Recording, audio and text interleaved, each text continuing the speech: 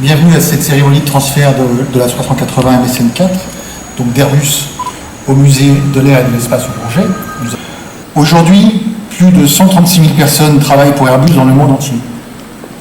Et cette success story européenne, nous la devons certes à une volonté politique, mais également à nos pionniers, ces hommes et ces femmes qui ont contribué pendant les dernières décennies à cette belle aventure aéronautique qu'est Airbus. Durant ces 11 années de carrière, la MSN 4 aura volé près de 3400 heures et son dernier vol d'essai était le 17 novembre 2016.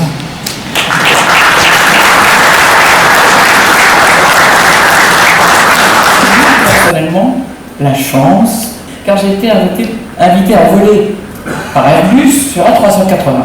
Et donc, sous la surveillance aiguë des pilotes et des ingénieurs, j'ai pu piloter cet avion et ça a été assez extraordinaire. Une magnifique expérience. Le principal, c'est de voir Jean-Luc là.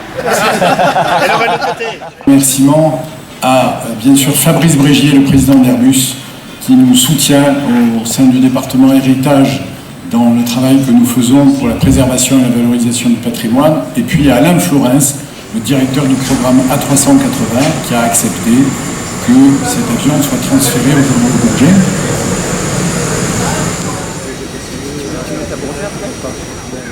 Il faudra bien fermer les fenêtres. Mesdames, Messieurs, en vue de notre prochain décollage, merci de regagner votre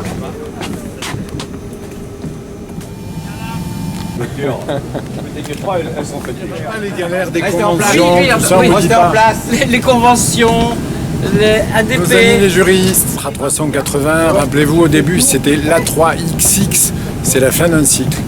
Mais l'avenir est devant nous. Passage bas, bientôt on part sur CDG. Donc la seule chose de rester assis attaché jusqu'à ce temps qu'au cockpit ils vont nous dire au bout d'un moment vous pouvez vous balader. Et là vous pourrez vous balader dans la cabine.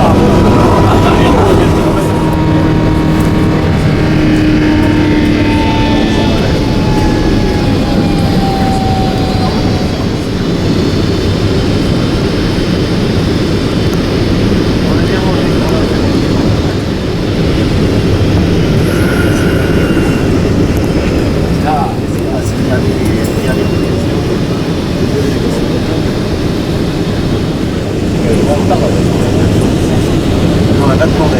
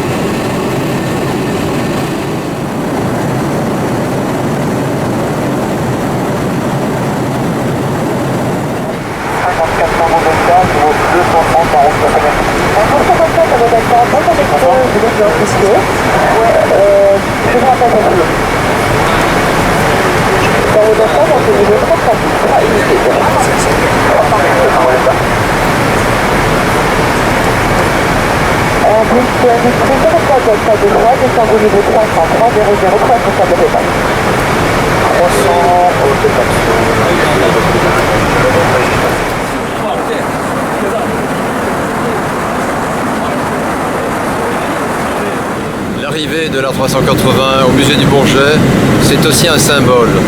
C'est un musée qui est entièrement tourné vers le futur, c'est un musée qui montre des réussites technologiques, qui montre des clés d'ouverture vers l'avenir. Ce n'est pas un hasard s'il y a les deux Concorde, qui sont dans le grand hall Concorde, ce n'est pas un hasard s'il y a la salle des prototypes.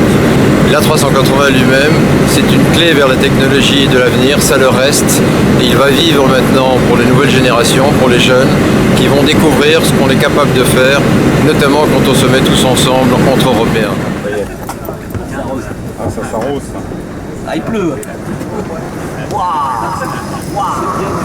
On voit plus rien.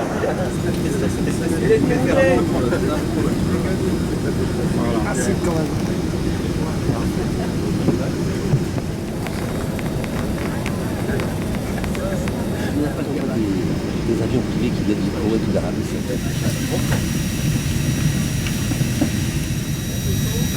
La passerelle arrive. Et de ce côté. Non, mais je vais faire Catherine. Où est les Je vais là. Elle est là. Oui. Donc, ça fait. Oui. C'est bon, On a arrêté d'arroser, hein. on n'est pas que ça va plein.